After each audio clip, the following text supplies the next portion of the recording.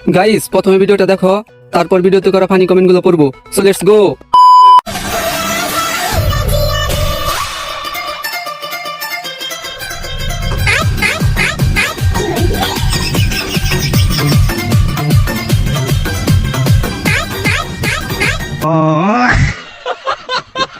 तो चलिए शुरू करते हैं। এই তো দেখছি আমাদের স্বাস্থ্যমন্ত্রী, এ নাকি মন্ত্রীর পদ দেওয়া হোক।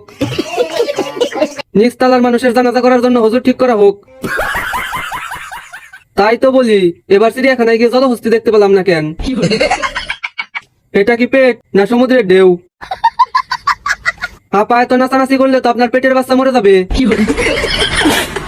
চিড়িয়াখানা থেকে এই হাতিটাকে কে বের করলো?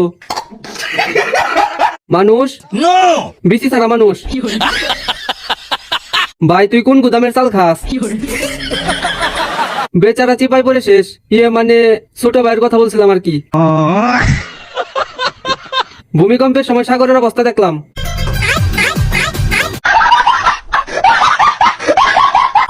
অনুমতি দিলে আপনাকে বাবু বলে ডাকতাম।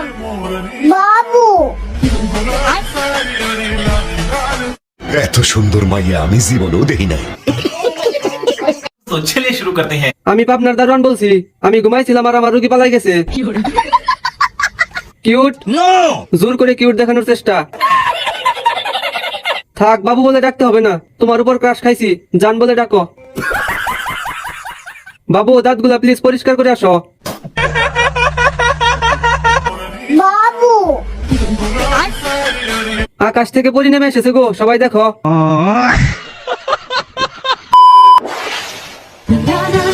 ये क्या फिर से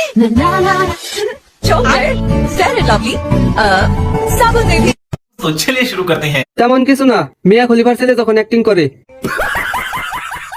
ফেয়ার এন্ড লাভলি কোম্পানির ম্যানেজারের বউ যখন সাবান মাখে। ফেয়ার এন্ড লাভলি গুয়ের লাভলি।